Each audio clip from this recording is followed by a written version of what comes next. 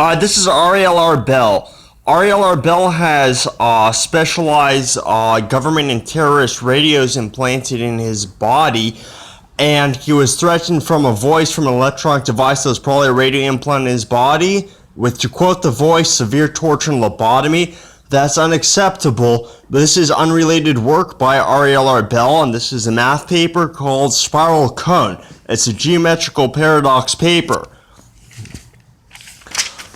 This is the colored picture for it, and it has nothing to do with anything violent in any way whatsoever. I want to explain. It also has nothing to do with a racist comment. And this is the colored picture for it, and this card is just a coincidence that this thing is upside down. It's not some sort of a threatening thing or anything like that, right? Alright, these are two cones of equal radius that are displaced a distance apart, and they have different heights.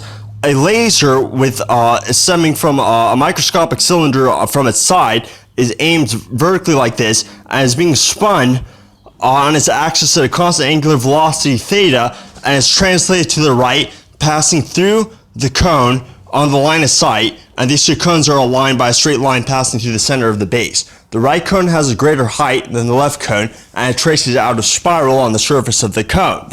Alright?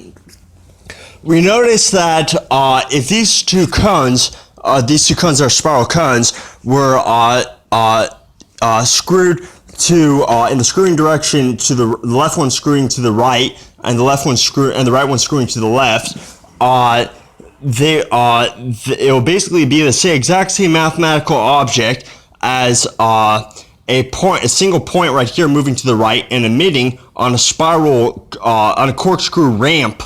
An emitting point, all right, on the corkscrew ramp, and this one would be a receiving point on the corkscrew ramp if it's done properly, and the two cones would rest on a special corkscrew plane, and the exact same mathematical object can be formulated by two moving points, a point right here moving to the right, and a point right here moving to the left. This one's receiving a point, and that's the emitting a point on the spiral ramp.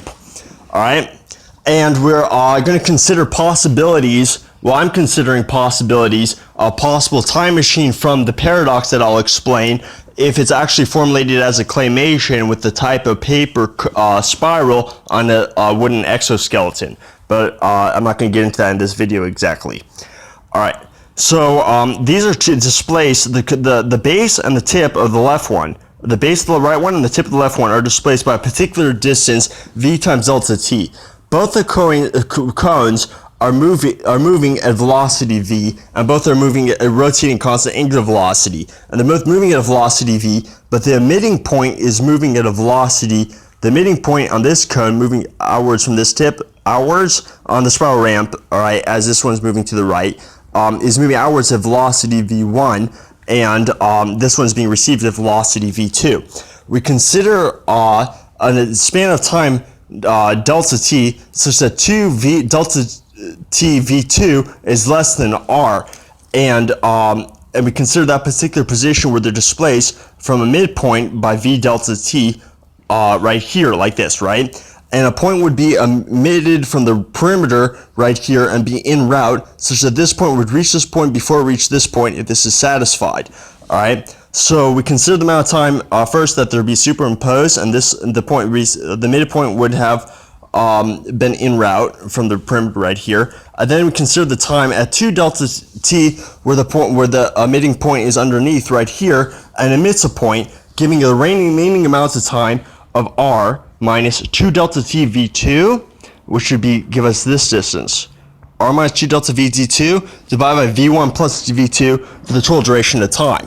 Alright, so we have established that starting from this particular time, this is t0, then there'll be an intersection at time 2 delta t plus r minus 2 delta t v2 over v1 plus v2. But if you examine the graphs, you notice that would imply that they'd intersect, that the spirals would intersect at a continuum. Alright, delta t would be a variable that could be slightly adjusted, giving you a slightly different time, and can see that would be a continuum. However, as I will explain, it positively cannot be in a continuum. If we examine these two cones, you can consider like kind of like video game graphics, cartoon graphics, or the concept of an array of lasers, all right, arranged from a platform on the right side that's aiming through towards the left to cast a shadow on a plane right here, right? And that would give you a clear shadow of the two, a parallel projection of the two spirals, and you'd see something like this, where they'd be rotating in opposite directions and would intersect in a series of instant pulses. And that is the spiral cone paradox. I'm going to show you something else that's extremely interesting. And that is what appears to be a free energy paper. Alright? Let me just get a clear look at this. Alright? Let me just get a clear video shot. Alright.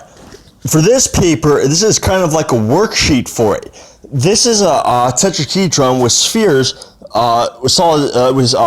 spheres, stiff, rigid spheres within it, and this is a push-down piston, and there are pistons in between the base contacting points on the base of the sphere, and there are holes in the tetrahedron such that the top sphere does not contact the sides of the tetrahedron.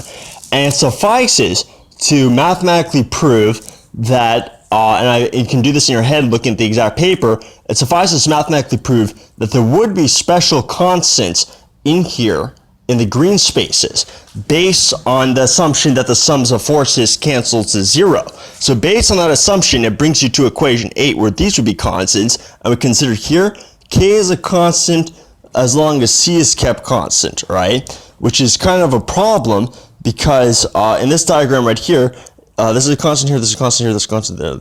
Alright. If C is held constant, then A would be held constant, but obviously A can be adjusted, which means that it would adjust C. So what that basically means, alright, from the derivation, is that if this is not a unidirectional propulsion device, in other words, if the sums of forces sum to zero, you get a preposterous conclusion, kinda, in my opinion it's kind of preposterous, that adjusting the forces along vector A between the spheres, it would adjust the forces of vector C. But the thing is that with this could just be like this could just be provided by the weight of the sphere. It doesn't make any sense for these forces to affect this vector, but that's what seems to be the implications from here. All right, K is constant as long as if and only if C is kept constant, and A right here is in the equation, which means that if A is adjusted, it would imply that vector C is adjusted. All right, so this is kind of like a huge breakthrough.